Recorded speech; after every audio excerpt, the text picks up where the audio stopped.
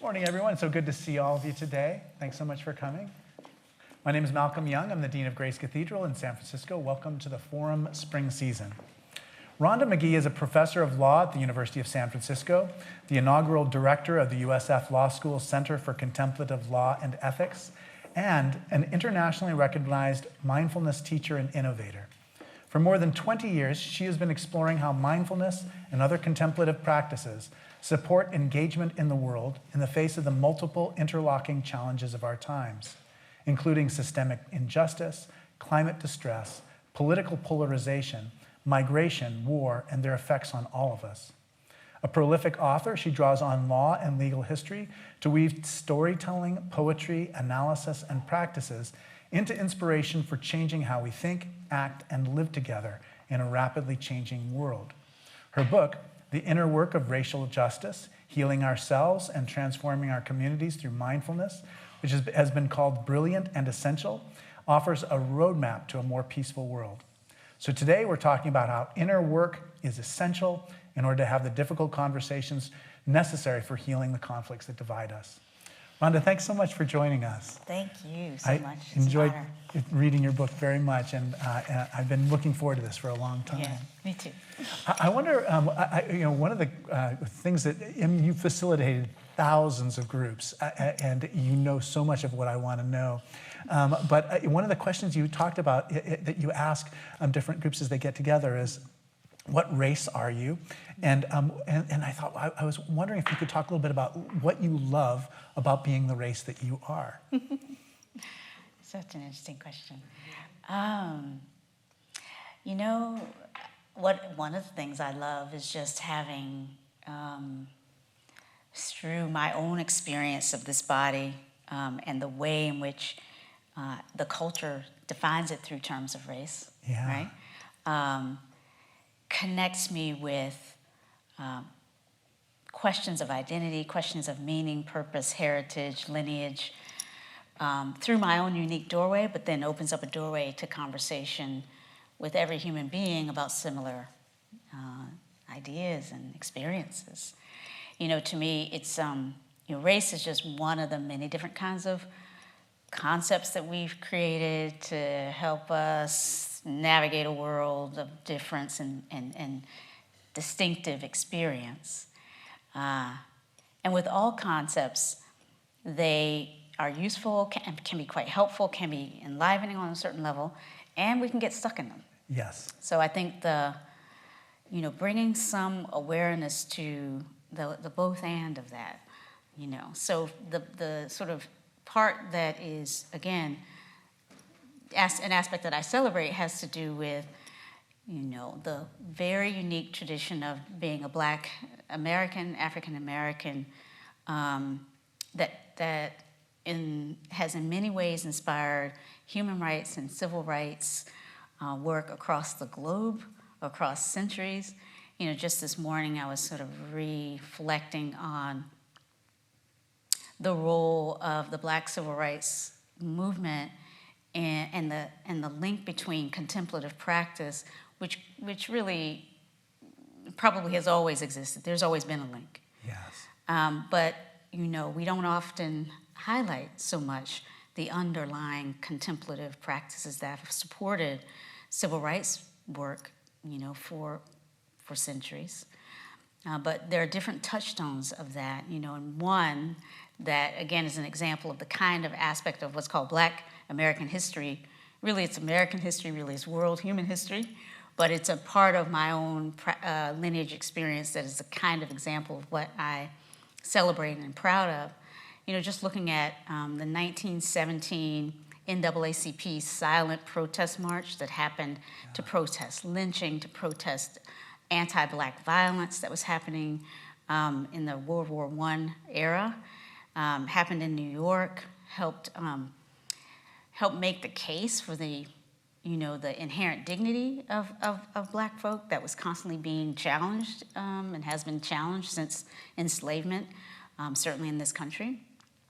And so they're, just remembering that, over 100 years ago, this sort of powerful silent protest took place and help inspire movements like that, help inspire, the sort of deep work of reconnecting with a sense of dignity that every human being, I think, is seeking in some level. So it's examples of what we call Black history that are part of what I celebrate about my lineage. And then, of course, as you know from the book, I talk about more personal aspects having to do with growing up in the South, growing up with a grandmother who was a Christian kind of contemplative, who would get up every day before dawn and pray, right? I definitely resonated very deeply with that section about her prayer life and how it's still bearing fruit all these years later. Absolutely. Here's someone who's born, in 1906 was one of your grandparents. Yes. And she was probably born sometime around then. And her legacy of the things she learned in the early part of the 20th century is still being carried forward in your prayer practice too. Exactly. So that's another, the thing that I celebrate. Yeah, I love that because you really, all those conversations, facilitating all those workshops, it gives you a deeper sense of that history and how it plays out in ordinary people's lives. Exactly. Yeah, I wonder if you can talk a little bit about what mindfulness is and just like how you kind of came into your meditation and your different kinds of spiritual practices. Yeah, thank you so much. Yeah. So, mindfulness is one of those things that, at least in the last, decade or so, has seemed to be almost everywhere all at once. And there's, in a certain sense, we kind of have received an understanding of what it is. But if you really look into it, there are many different ways people define it, express it. I take a lot of my inspiration from the traditions of Buddhism, actually, and the interpretations of Buddhism by people like Thich Nhat Hanh, who was, may he rest in peace and power. Exactly. He was very involved in, drawing on a deep, long practice of Buddhism for support in confronting injustice in the world, right? So offering mindfulness through the lens of social engagement was something that Thich Nhat Hanh, helped bring to the fore. And so I'm pointing to that particular kind of tradition as a foundation for how I interpret mindfulness. But on the other hand, one of my teachers and mentors in this work, Jon Kabat-Zinn, founder, if you will, of mindfulness-based stress reduction, white male from the Northeast, with a kind of a generational lineage of grandchild of immigrants and all of those sorts of things as well.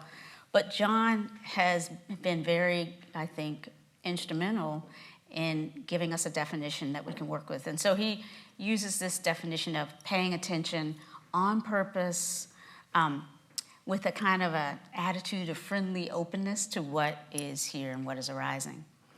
And that's very similar to Thich Nhat Hanh's definition, although Thich Nhat Hanh often underscores mindfulness as a part of a broad path of practice that has an ethical, a very important ethical foundation. So it's not just paying attention to what's happening on purpose with that attitude of friendly openness, but it's doing that in service of waking up and engaging in the world in ways that are constantly aiming, as best we can, at minimizing harm, at minimizing suffering, both within ourselves, interpersonally, and collectively.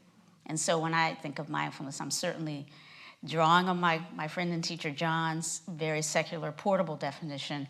But for me personally, it's always had a deeper, it's always seemingly sort of rung a bell of an invitation that's much deeper than just sort of personal well-being or personal focus. It's always been about that, practices that can help me with that, starting with my own experience, but in service of healing and wholeness in myself, so that in some way, there can be a little bit more healing and wholeness in my interactions with others, and through that, perhaps, in the world. Yeah, well, your ministry is extraordinary. I mean, anything that gives you the power to do what you do, I'm grateful for it. I wonder if you can tell about that, like the first time you ever meditated, like what instructions did people give you? Oh, What did yeah. it feel like? I remember I practice I have a daily meditation practice too. I remember where I sat, what the light was like in the wind.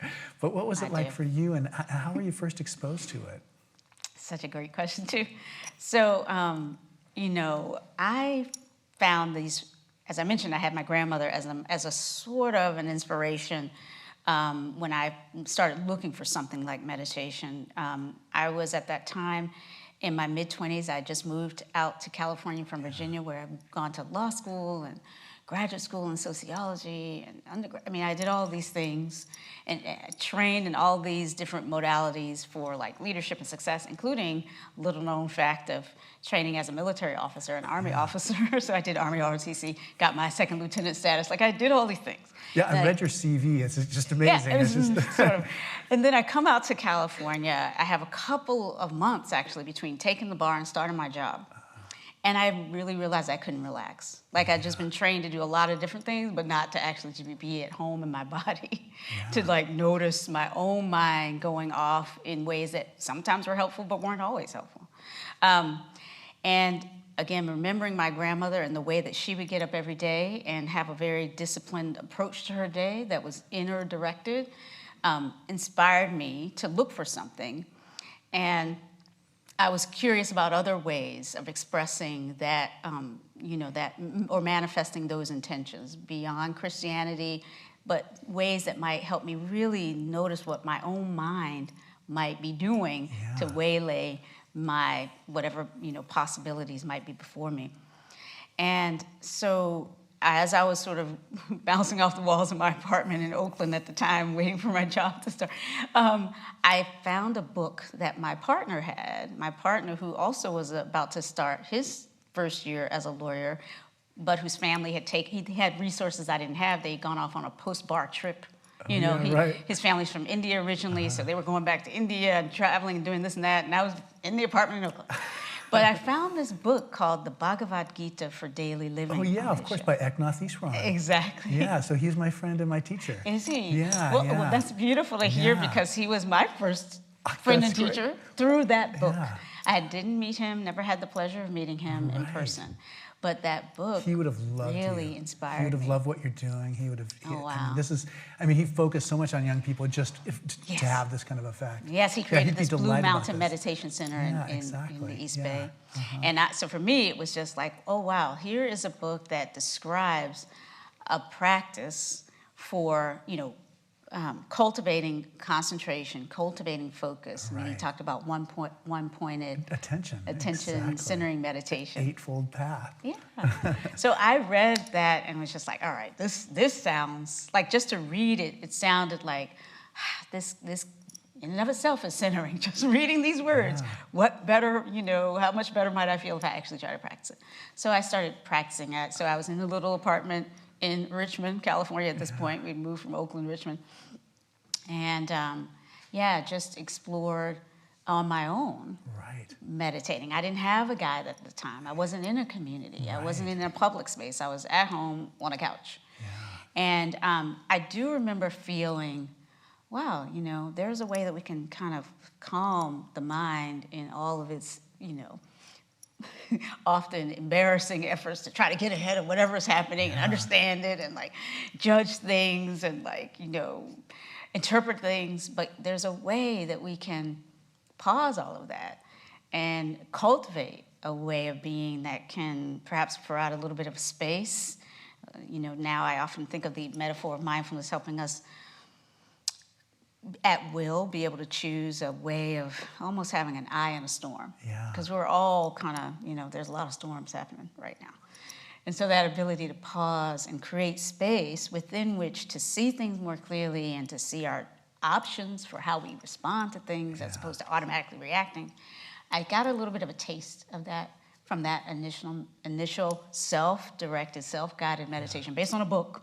But I think that's probably also one of the reasons why I felt like eventually I will want to, if there's anything that I'm developing that might be of service, I might want to write about it Because even though reading meditation is not as great as doing it, or is not as helpful sometimes as being with others meditating, it was a doorway for me. Yeah, well, I mean, the examples that you use in the book, I can completely imagine you're in a class, there's 70 students, and someone says something very pointed about like undermining you as a person, as an authority, questioning, you know, like, I mean, or you're with a colleague, and the colleague, you know, basically says the only reason you're here is because you're black. Yes, and I can completely imagine. I mean, and I love the way you just like portray the inner landscape of just like, I have a pause. I step back in my mind. I'm not going to react immediately. How do I mean, that. I noticed that there are options. Exactly. There are, and I mean, including, you know, I mean, the full range is there. Noticing the emotions that are often driving the thoughts. We often are given to think that our mind is so rational, and emotions are always over here, and we can choose. But actually, you know, mindfulness is a waking up to all of the different ways we get stuck, all of the different ways we are, you know, all kind of afflicted in different ways. Yeah.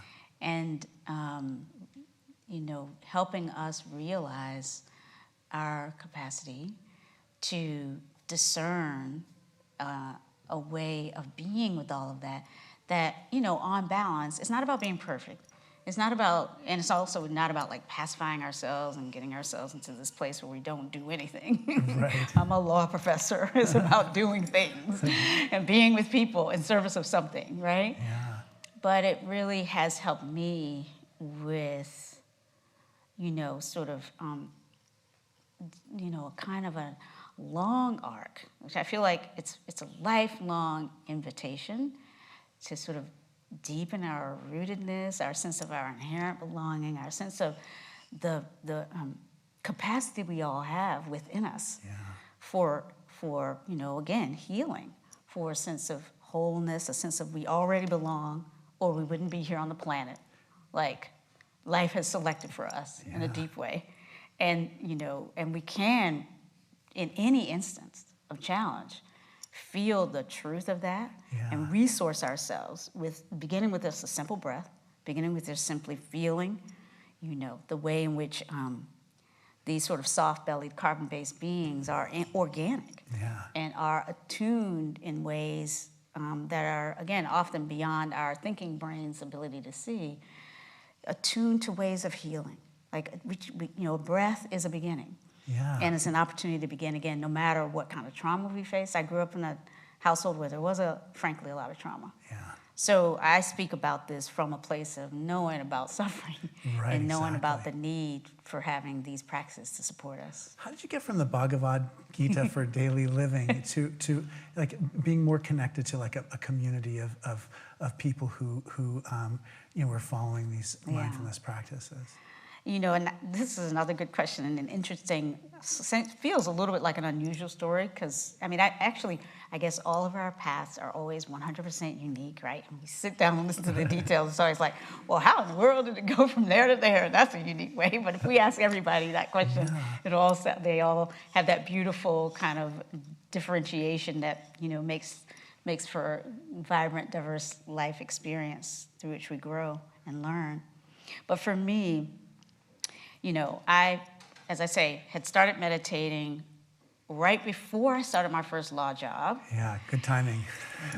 So important. So then as I was this, you know, one of the only young female lawyers in a law firm downtown San Francisco, yes, the only black lawyer in the firm, in the office of a big international firm that had about 70 attorneys in San Francisco. Yeah, the only black lawyer in the office. So there were a lot of ways that I felt I could draw on these practices to support me. Like, I already knew I had the skills. I already knew I had been trained to do this. It doesn't mean it's going to be easy to go into a place that wasn't used to seeing people like me and didn't know necessarily how to treat me with a certain kind of respect and that as if I belong, even though I knew I did belong. I was, you know, had proven myself in that way. So the practice was, from the beginning, something that I could lean into to support me in just working in that environment. But I was alone in it. And then, but I continued to explore meditation, journaling, yoga, different ways. I was a seeker in that sense. So I was doing my professional work and at the same time seeking. And I think that was in part because I had made so many leaps from like North Carolina and Virginia to San Francisco. And then just from what your high school life was like to what University of Virginia was like. Exactly. And then, the So law much school change. after. Yeah, exactly. And so then I here, needed some support to kind of, it's like, and so many of us have versions of this, right? We're immigrated, we migrated, we're straddling worlds. Yeah. So many of us. Even under the best of circumstances, we have these great opportunities, and we find ourselves, right, somewhat alone sometimes, right? And for me, these practices were a way of like, again, an anchor. Yeah. And so as I was applying them in, doing the work as a lawyer, I found myself actually becoming a little clearer, because this is what the practices will do if you stay with them. They'll help us be more clear about who we are, what our values are, and gaps between like what we're doing, how we are, and what we would want to do, how we want to be. For me, it's a constant waking up again to that ethical question of like, we have this one precious life. We know that no matter what, we don't get out of this alive. Right. So the question is, how do we want to live? Yeah. And what do we want to be doing with this day and this day? And so I was waking up to this sense that while being a lawyer wasn't there were some great opportunities in that, it actually wasn't what I wanted to do most of my life. So I started looking for ways to go into education, found a job in teaching. Yeah. But along the way, started to explore how to bring mindfulness more into law. And it was in the course of that inquiry that I found a meditating lawyers group. Oh, that's great. That's what I mean. It's like it's unusual, right? Yeah, no, it sounds perfect. And it was like in 2003 or 4, Great. Right? When I found, so I was looking for, 2004, because I'd just gotten tenure at the law school, and I was wondering, is this all there is? Isn't there a way I can do because to get tenure, you have to do things sort of the way other people have done them. So then once you get it, you have a little bit more security to ask, is there a way that I could do it a little bit more in alignment with who I am? And I started looking for scholars who were interested in an inner dimension to law, inner work. And I found some. And then when meeting with these scholars who were writing, and we'd have our article writing groups, study groups, I would often come to those groups and be curious about how do we practice in ways that support it. And so finally someone was like, I think you want to join the sitting lawyers. Like, you seem like you want to actually meditate. Right. We want to talk and write about it, but you want to meditate. So they helped me find. And it was a group of meditating lawyers in Berkeley, California, where all things like, enlightening seemed to, like Bhagavad Gita for daily living. Right, all these were grounded in Berkeley. That was the first, my first Sangha, if you will, meditation group. Exactly. And I'm still, affiliated with that group. That group is still, that small group of lawyers, it's never been more than 12 to 15 of us, kind of intentionally kept small, so we can get to know each other and stay in each other's lives over time. But that's been a deep and important part of it for me. Yeah, that's great. And can you talk a little bit about just kind of like the Institute, just like how did that come into being? I mean, that's kind of like the last step in this. Yeah, this center that I've been asked to reimagine, right? We had a Center for Ethics, so this is at the University of San Francisco, where I'm still fortunate to be teaching after many years now. It's shocking how many years.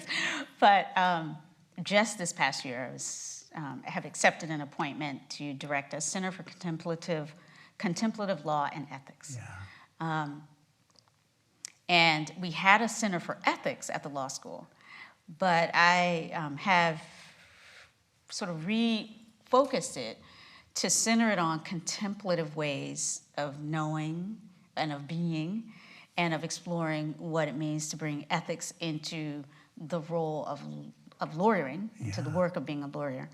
But really more broadly, to create a space for really rethinking what ethics in application might look like through the lens of contemplative practice and contemplative ways of knowing and being. And I think one of the definitions I use for contemplation is one that's drawn out of, USF is a Jesuit university. So there's a Jesuit priest who gives a definition of contemplation that I also talk about in the book. It's Father Walter Burghardt, and he used this definition. Contemplation as a long, loving, look at the real. A long and loving, but look at the real. What is going on? Yeah. And each of those aspects of the definition, I think, are important and inspire me and, help in a way ground me in this sense of what I'd love the center to do. So it's exploring ways of bringing a contemplative dimension to law, which is something I've been doing since 2004, since I started working with that group. I've been teaching a class called Contemplative Lawyering. Right, where we bring these practices in. Yeah. We look at the knowledge, skills, and values that comprise a traditional law school education. And we think about how practices for being able to pause, to notice how we're being triggered, how we are maybe being pulled out of what we know to be the professional values of lawyering or our personal values, and to kind of bring ourselves back into a place where we can choose how to act in ways that might minimize harm. Again, that ethical foundation that I think is at the core of contemplation and mindfulness, and then looking at how legal ethics might also be informed by these personal commitments to being more clear of who we are and to being more responsible, actually, for navigating a world in ways that minimize harm using the tools of lawyering. And, a big part of that for me is expanding the aperture on what we think about as ethics in law.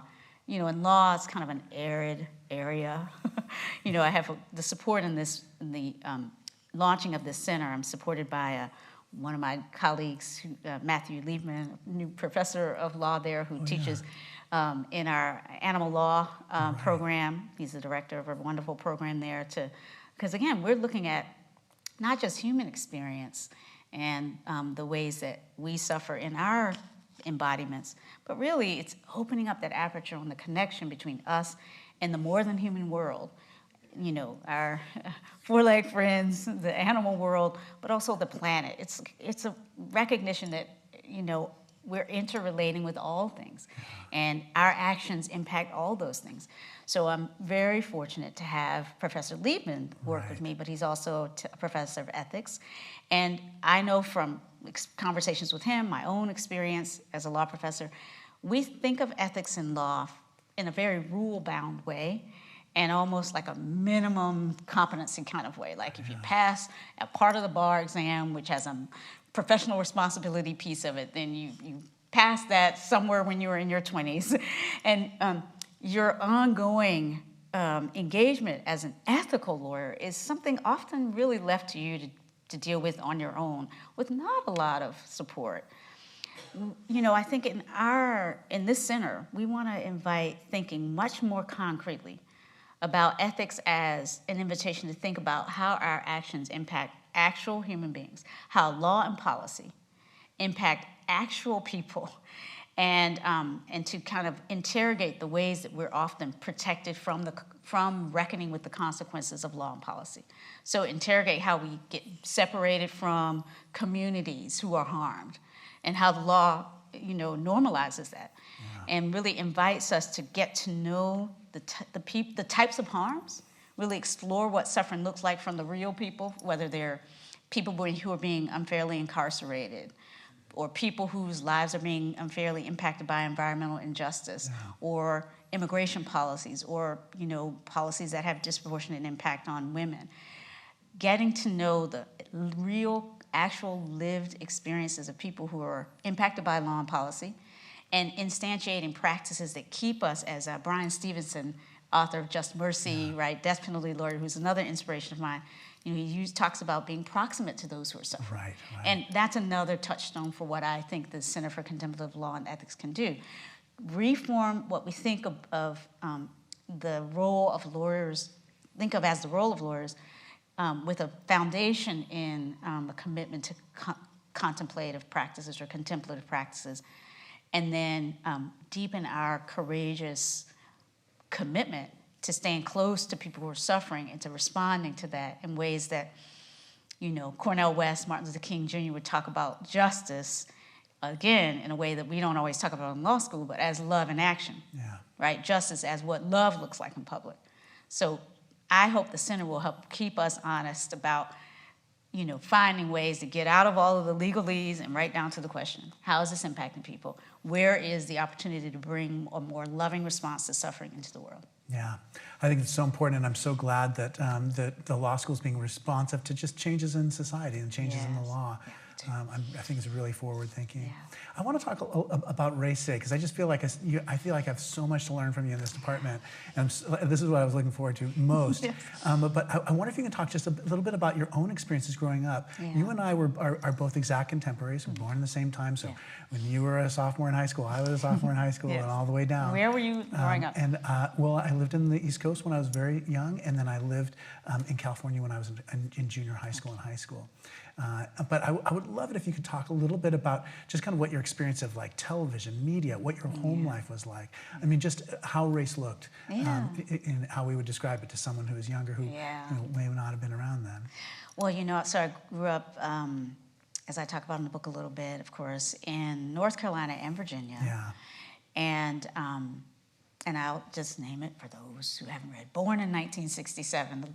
I often say the last year of Martin Luther King Jr.'s life on the earth, on the planet. Yeah. Which is a kind of important touchstone, I think, for me. Because it's the late 60s and early 1970s when I'm first going into school, and I'm going into school in North Carolina. And so it's kind of post-civil rights, but in the dawning of this era we think of as the post-civil rights era. Yeah. But it's not as post as people might think, right? In the sense that when I started kindergarten in 1972 in North Carolina in this little town called Kinston, where I was living then, the public schools, the public kindergartens had not been desegregated yet. And people think of Brown versus Board of Education, 54. 54. 54, right? Right. So years 54. Before, years had passed. And in 1972, so really a whole generation of kids had gone up in public schools. And there were still the same segregated public schools that had been in place at the time of Brown when I entered school. So I go to my school for black kids in that part of Kinston called Bynum Elementary School. And I have a picture, somewhere there's a picture of this little class. I don't know where it is. We lost a lot of things growing up because, again, trauma in the household. And one of the things that goes first are photographs. Yeah. But I remember having seen a picture of that class, and it's all black kids. And then the first year, first grade, we move into a desegregated learning opportunity. And this begins a period where I and people in my age group in the South were often a part of busing efforts to intentionally desegregate. And that was part of my experience going to public schools was busing and desegregation and affirmative action, which meant that I had a lot more interaction with people who were different than me than anybody who would have come if they'd been before 10 years earlier. And probably many who come after. After, I know. That was one of the saddest things. When UC Berkeley, the UC has stopped affirmative action. And stopped desegregation before that, the efforts to desegregate really. So in a certain sense, our generation, we don't often enough recognize this, but was really not just the first generation to experience a kind of intentional effort to kind of organize our lives to support the kinds of engagement with the so-called other that would really help us move beyond some of our prejudices, move beyond some of the ways and the walls that separate us. It wasn't just the first, it was kind of the only, because the experiment around that was halted.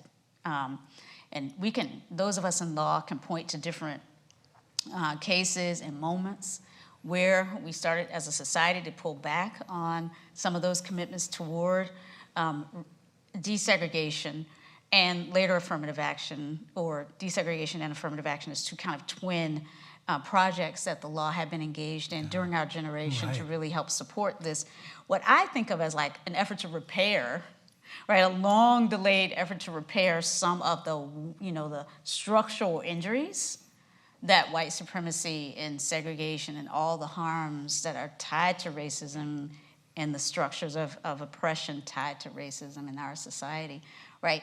We have a long history of that, that has had long and deep legacies that we still are living with, that are still impacting our entire world, right? Including where neighborhoods are, right? Where wealth is, what communities, what our life expectancies are.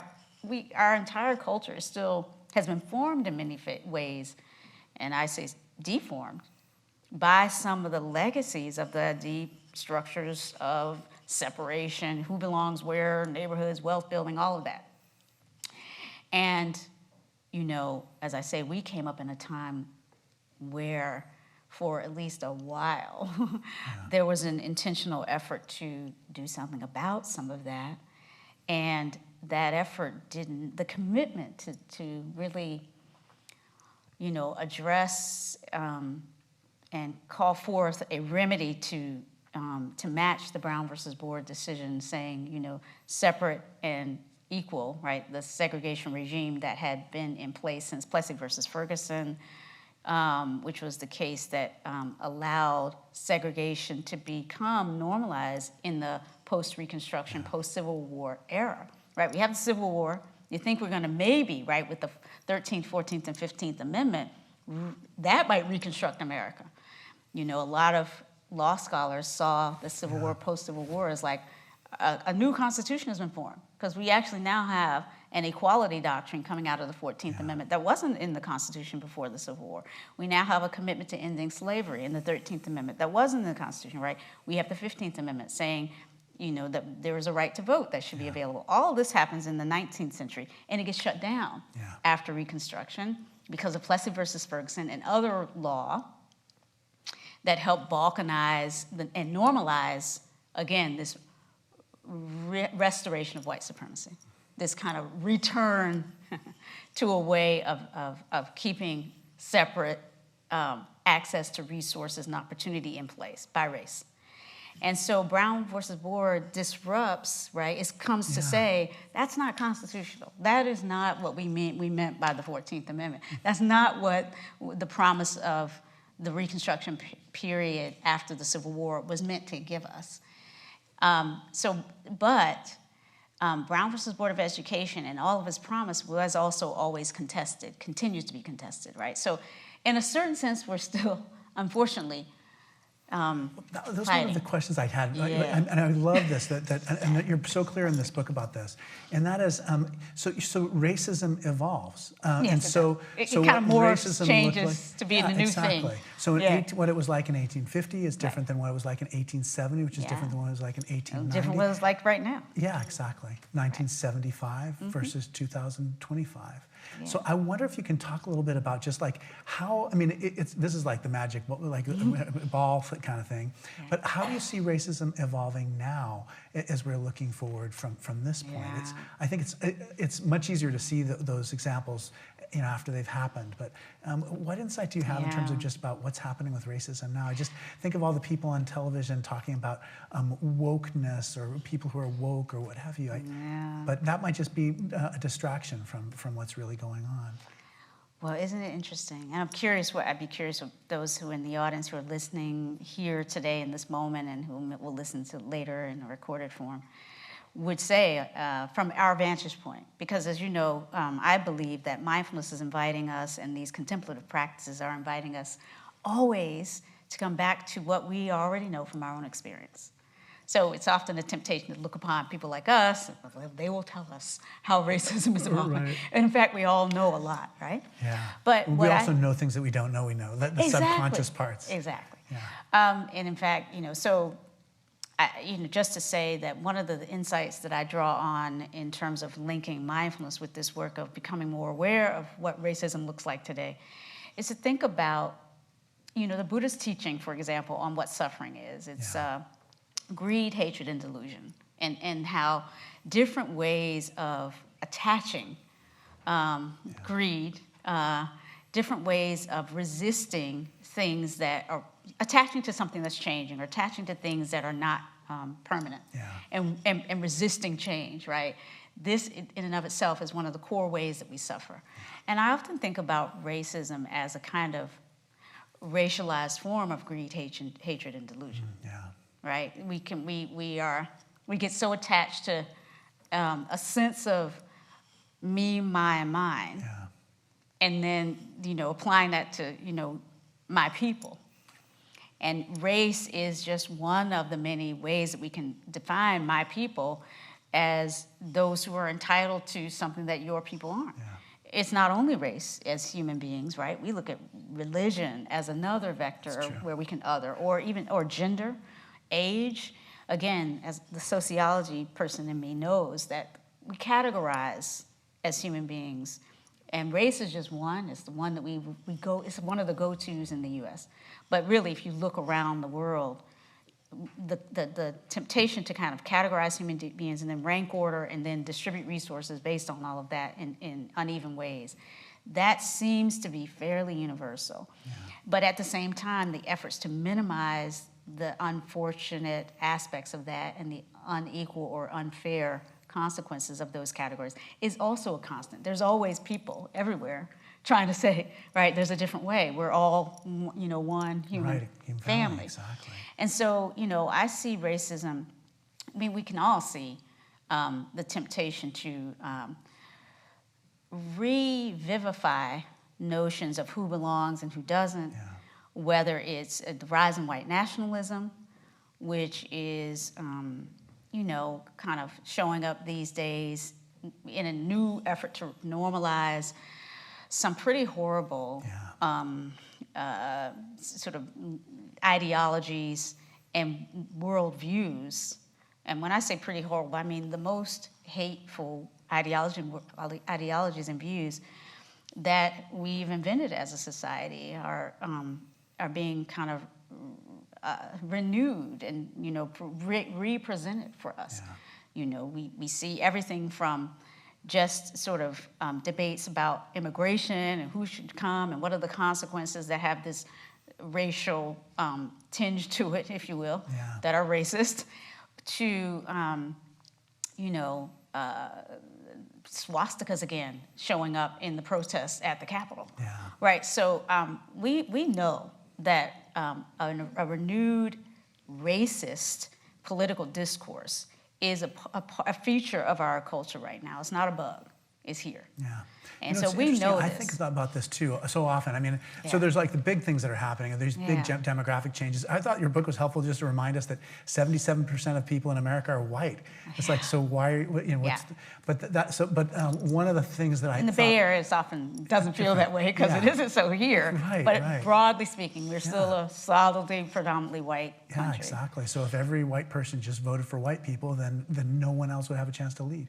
But one of the things that technology is another. That's another way in which we see racism happening today. Exactly. The algorithms. Exactly. The algorithms are have it in them. Well, they really are. I mean, there's a lot of wise writing about that. I'm not an expert on this, but I think all of us are at pains to pay attention to what's happening as the world we know is being remade by these beautiful monsters, our devices. Yeah. Because, and I call them beautiful in a way, they're the kind of beautiful monsters. We're all, we can't help. I mean, most of us probably have a device, if not everybody in this room, some device within our fingertips somewhere. Mine is behind this curtain, my purse.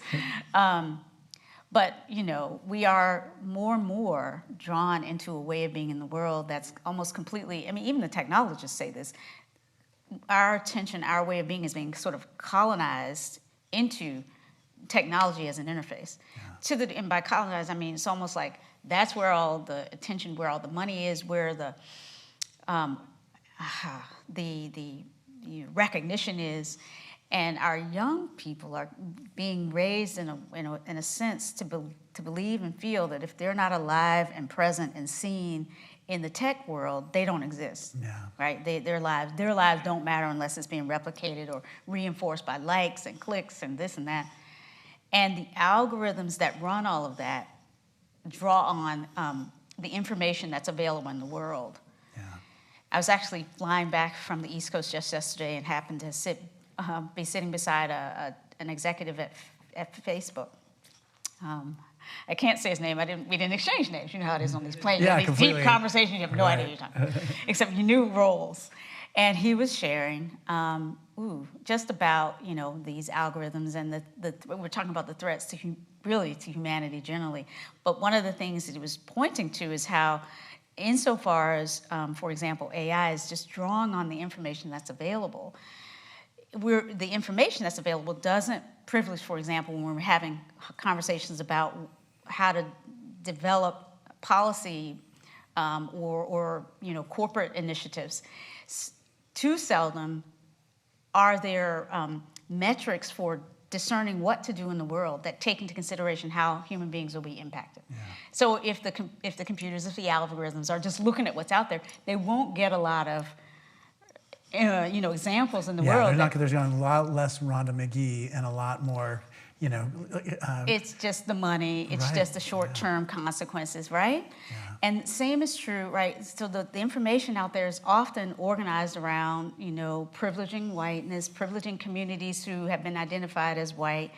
And so the algorithms are building in bias and putting it on steroids. Yeah. And this is a real and potent threat. So even to the degree that we're trying very consciously to upend this, perhaps those who are here, those who are interested in my work, we are already, again, we now have a new struggle fighting against that stream of the technology's bias that is that embeds sort of the racism that is within our culture in the technological universe that we're being embedded in now. We have a tradition here at the Forum, so we take questions, written questions on cards, and it's a way for people, if they have questions, they can ask them too. So, one of my favorite parts of the book are all the stories. I mean, the story of your high school sweetheart. Yeah. I mean, I was so deeply moved by that story.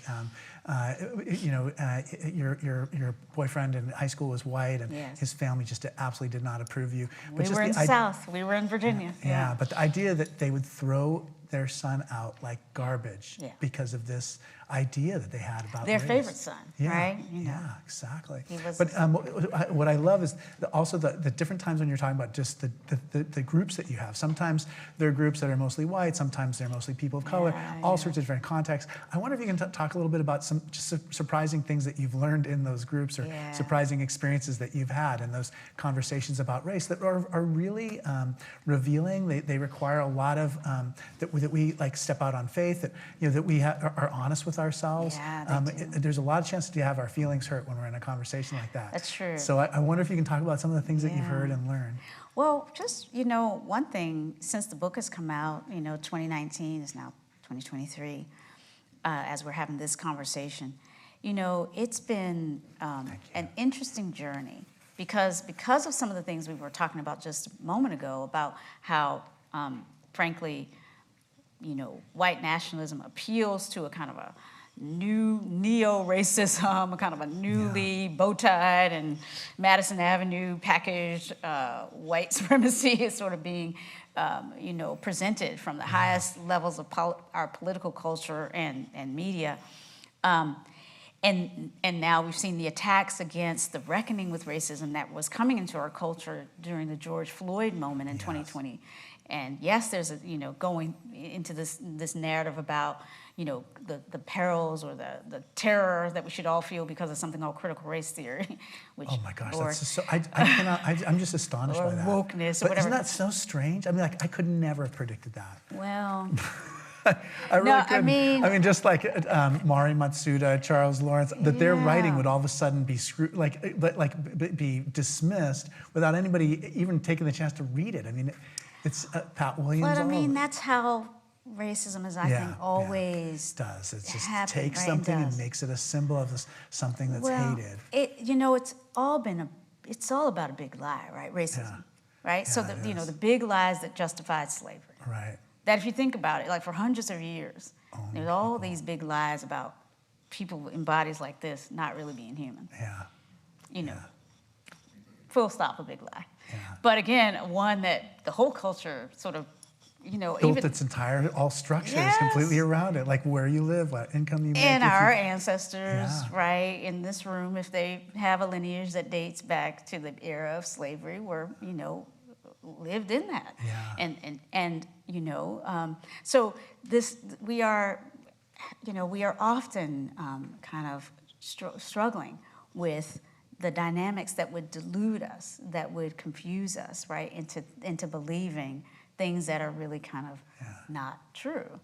But we're seeing in our own lifetime how that can happen. You know, how a big lies about lots of different things can suddenly just be normalized against all facts. Right, completely. Right? Yeah. So I think for me, it's been a very interesting period of waking up. But what I'm seeing then is, back to your question about what's it like to go out there having these conversations, we're impacted by all these things. And so it's become harder in certain ways to have these conversations, especially in the last year. There's research that's coming out to show that the energy for conversations about race and reckoning with racism, that it kind of started to open up in 2020 after George Floyd's public murder, you know, that's fading. So you're having more and more people, and again, it's not an accident. It's the backlash is working, right? The sort of attacks that are supposedly on critical race theory and on, you know, wokeness, et cetera, are leading to, right, a disinvestment in conversations like this in corporations, at universities, in workplaces. You're right. So we are losing ground, and even to the degree we are still able to have these conversations at certain universities. For example, I was just at some universities this past week on the East Coast. The feeling in the rooms is different. There's a lot more of a sense of chilled, I'm not sure what I can say. And frankly, this isn't just on the East Coast or in the South. It's even true here in San Francisco. Even my own students have said to me this semester, you know, can we talk about X or Y, even though, you know, we're being told we can't talk about these things.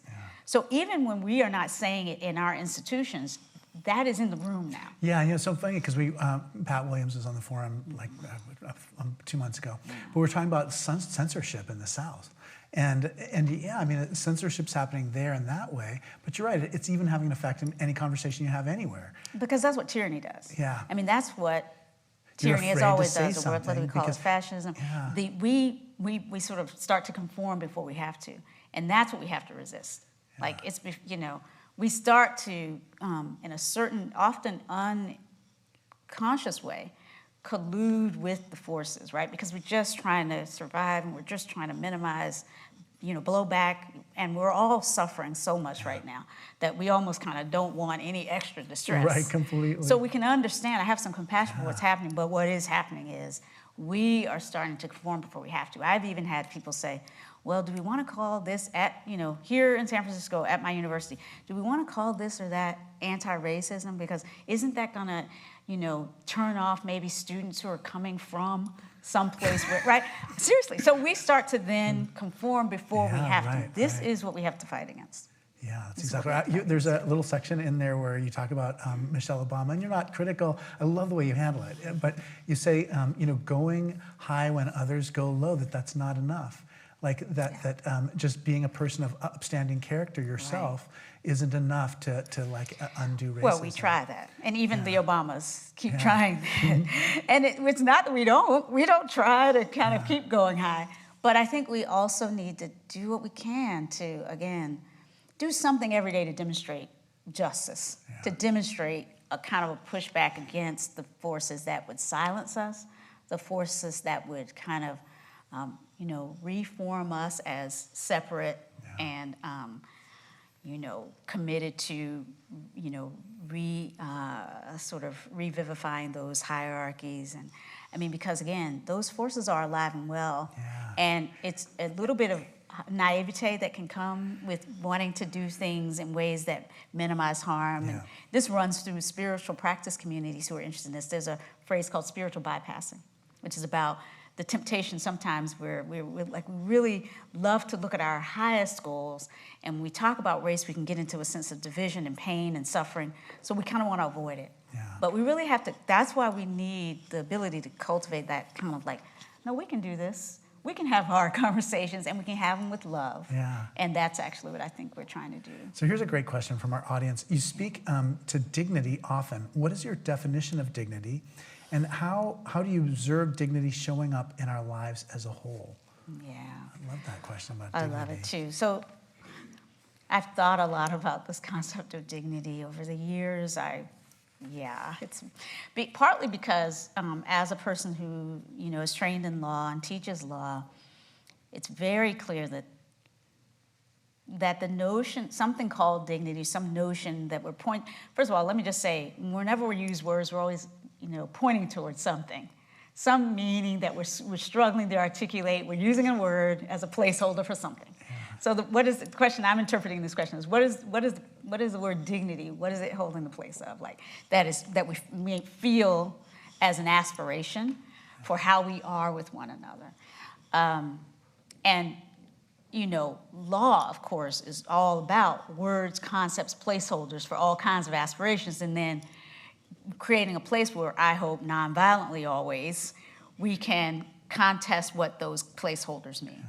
So dignity is one of those, and it has been a foundation for human rights law and discourse over the years. By the way, human rights law and discourse emerges in the post-World War II, post-Holocaust era in San Francisco. Some people know that, some people don't.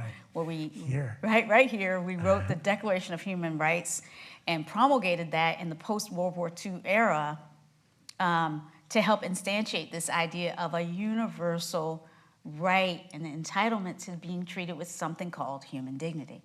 So what is that? I think it's just this sort of respect and concern. Again, I'm going to use the L word, love, right? It's what a loving response to our humanity might call forth in how we are with each other. Yeah. This is kind of what I'm pointing toward, and I use the word dignity. And, my research has shown that the word dignity, of course, existed before World War II and before we had this idea of universal human rights. But it was often, like all our other concepts, like humanity itself, subject to hierarchical notions, right? So there wasn't like universal human dignity before the World War II human rights discourse started to promulgate it, right? And it was promulgating it in specific response to the racism of the Holocaust and the racism of humanity over generations that would divide and say some people were entitled to dignity, the full humans, and the others, whoever those others would be, wherever we are not entitled to dignity. Yeah. So there's something really beautiful about trying to articulate a concept that says we're all entitled to a kind of a loving response to our humanity, no matter what we look like, no matter what our race, our gender, our sexual orientation, right, our class. We're entitled to something. Every person is exactly. A child of God. So this is what I mean, and I think there's a call in that definition for each of us to attend to the ways that we might be failing, and we fail all the time. Yeah. You can drive through. I drove through San Francisco, or was driven through San Francisco to get here today. There are many ways, right here in this city, right, not far from this beautiful place, right? We're failing all the time. Yeah. When we don't provide sufficient housing in a world with, so many times over the wealth and capacity to enable housing sufficient for all human beings to live with that kind of dignity. We're failing when we don't provide adequate health care. We're failing when we don't provide, opportunities for all of us to make choices about, our bodies that are consistent with the dictates of health and family needs. I mean, there are just many ways that we are failing, I think, to manifest the call to a loving response to the full humanity we see around us. And I hope, in everything that I do, to invite all of us to figure out, all right, where can I, right here, right now, I use this phrase, personal justice, to say that there's a part of justice that's just about how we are with each other and what am I doing today? Whether it's, am I, able to give eye contact to somebody that I'm, would otherwise dismiss because I'm being trained in wherever I get trained to ignore and to normalize the fact that people are sleeping on the streets. Can I start to kindle the sense of, the responsiveness, right, to the suffering I see? because I think it's deadening and sort of becoming numb to suffering is one of the things that our culture, is one of the ways that our culture, prepares all of us to serve the interest of those who would, ignore the call to dignity that I hope this work is reminding us to attend to. There's one more question. It says, how does one in today's environment deal with the overwhelming social injustices and racial injustices in healthcare, criminal injustice, and I can't read that word. Personally, one can try to stay grounded, but as we go into the world, we're overwhelmed trying to make a change. True. Yeah. Well, I think it's so true. Yeah. People are overwhelmed. Last week in one of my conversations at a university, a really nice university on the East Coast, one of the professors there broke down in tears, partly because no matter what our status and place, when we start actually having real conversations about how we are, we all know we're sort of a part of what John Kabat-Zinn in his most recent book so beautifully, he amplifies this phrase, the community of the afflicted. Yeah. Like, we all are afflicted in different ways by these circumstances that this question is pointing to. And it's kind of brutal how much we're up against right now. It's not, so I'm not trying to sugarcoat this moment that we're in. It's pretty overwhelming. And so if we're feeling overwhelmed, you're not alone. You're not alone, and it's justified because it's we are kind of in the storms have gathered, and they enter the storms of climate distress, of technological overwhelm, of income inequality, of all of those things. And, there's a particular flavor of it that I feel and that I'm encountering where we feel very isolated in our suffering. And it's partly, again, these devices. And we feel very much like it's hard for us to feel like our voices matter or our efforts matter. Again, partly because of the impacts of these devices. But it's not only that. Sort of a lot in our culture is going toward helping disconnect us from the sense that we can do anything. Yeah. And this is something that, this is how oppression always works, by the way. It always, works by making us feel like, well, there's nothing we can do but just kind of go along. And so everything that we can do to wake us up to the power of our, first of all, our being able to choose where to place our attention. That's why mindfulness is a superpower and why it is as one of the students who was at one of the events last week said, am I hearing you say that mindfulness itself can be part of the resistance? I'm like, okay, my work is done here.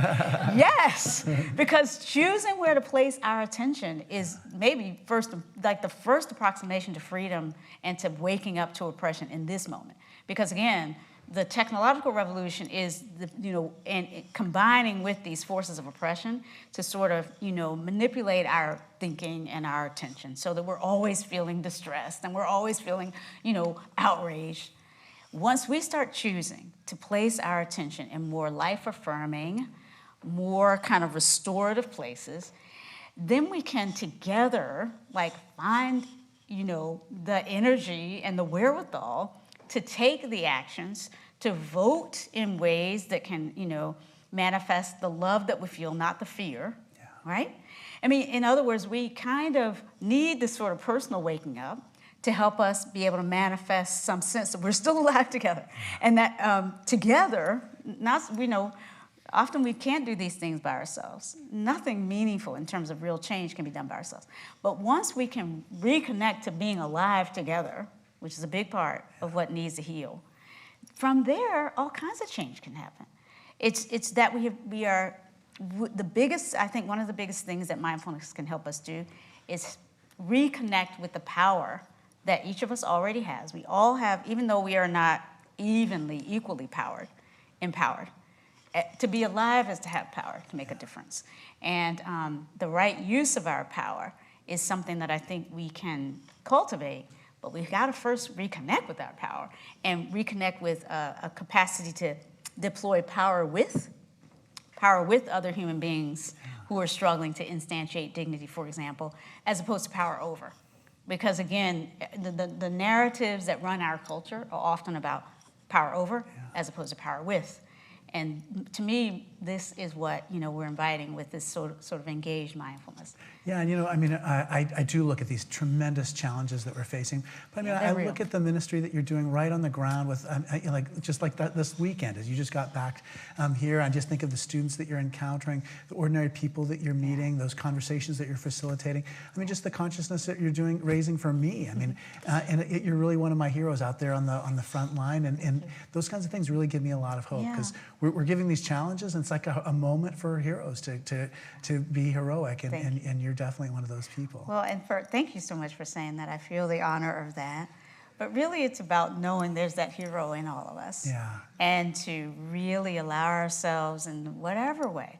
For me, it's been mindfulness, but really, it's whether we resonate with that particular term or those practices, whatever wakes us up. Yeah. We have some heroes in this room right here. We got to find that, right? I'm sure there are heroes right here. Yeah, right here. Right? But to touch into the hero within ourselves and the modality for waking ourselves up.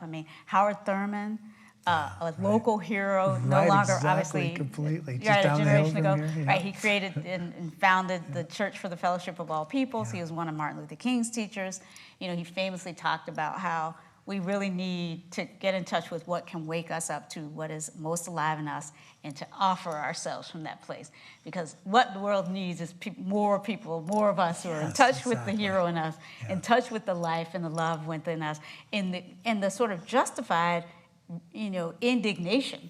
Like justified, wait, people are being left to their own devices and thrown on the streets and thrown in states of, disrepair and disregard because of addiction, because of.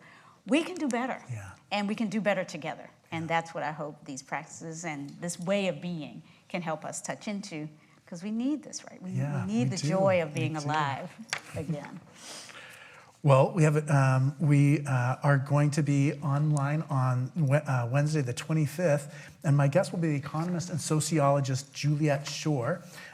In honor of Earth Day, we'll be talking about the intersection of climate change, the economy, and what it means to be a green consumer. You're welcome to join us at the 11 o'clock Eucharist service upstairs. We rely on your gifts of any size to the forum. There are many ways to give, including online at gracecathedral.org.